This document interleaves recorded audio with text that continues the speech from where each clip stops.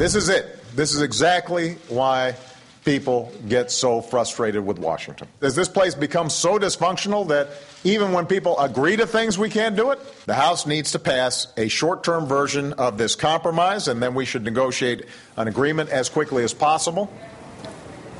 Well, obviously that the president, with another day of tough talk about Republicans extending the payroll tax cut for 2 months, and it seems to have worked. There are now reports Speaker Boehner has agreed to call a House vote on the Senate version. The cave-in, if you will, has begun. Friend of the show, Independent Senator Bernie Sanders joins us right now for what I hope will be, I'm sure will be actually a broader conversation. Senator, what is your explanation for the gap? The American people obviously know. I don't know if you heard the conversation with Tom Brokaw. You obviously look at the data, the approval ratings for pick your favorite institution, et cetera. The American people know, but the government doesn't seem to be adapting to what the sentiment is reflecting. Why do you believe that is? Well, I think the answer is pretty simple. The United States Congress, at a certain degree, the White House, are dominated by big money interests. If you look at who contributes to campaigns, by and large, they are very wealthy people. If you look at the lobbying effort that takes place in Washington, it is beyond belief. When we look at what happened at Wall Street and the collapse of Wall Street as a result of deregulation, we can never forget that Wall Street spent $5 billion over a 10-year period lobbying for that deregulation. So to answer your question, Dylan, I don't look at Congress as having personality defects, people can't get along and all that stuff. That's not the issue. The issue is that the Congress is dominated by people who have a whole lot of money.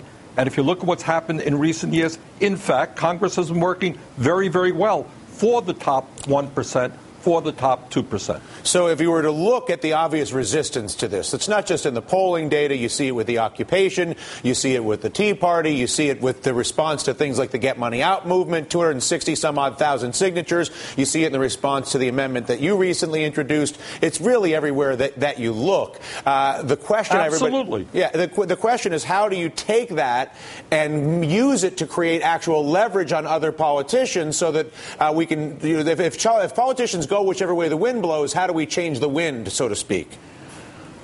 Well, I think, Dylan, you've asked the $64 question. That is the real question. Let me just give you some examples. Every single poll that I have seen says that at a time we're in this terrible recession, unemployment sky high, middle class declining, while the wealthiest people are becoming much richer and are paying the lowest effective tax rate in decades, overwhelmingly, the American people, including many Republicans, are saying the wealthiest people in this country have got to pay more in taxes. When you have corporate loopholes out there that are a mile wide so that large corporations can make billions in profit, not pay a nickel in federal corporate taxes, American people are saying close those loopholes. And yet in Congress, that is not happening because you have a lot of people who are standing there fighting for the wealthy and fighting for the large corporations. On the other side, in terms of the safety net, poll after poll says, don't cut Social Security, don't cut Medicare, don't cut Medicaid.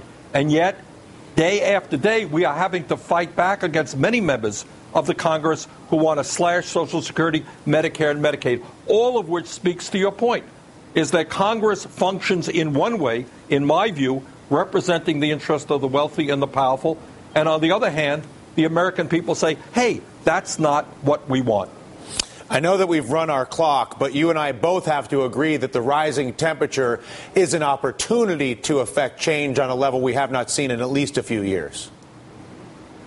I think that that's right, and I think we're beginning to see it. The American people are becoming profoundly disgusted at a Washington, D.C., which does not understand the extent of suffering which is taking place in this country, where median family income is going down, poverty is going up, older workers are losing their jobs and are working for half the wages they used to work. Kids graduating high school, college, trying to get a career going, can't find any job at all. And people are looking at Washington and they're saying, what are you doing? And I think we have got to make it very clear what a sensible program is and who is standing up for that program. For example, you go on, Dylan, out on any street corner in America and you say, should we create large numbers of jobs, rebuilding our crumbling infrastructure. What do you think people are going to say? Absolutely not. That sounds terrible. You want to put people to work and solve a problem? Right. Overwhelmingly. We could not get any Republican support for this. Now, I'm an independent, and I'm not here to tell you that the Democrats are perfect. They are far from it.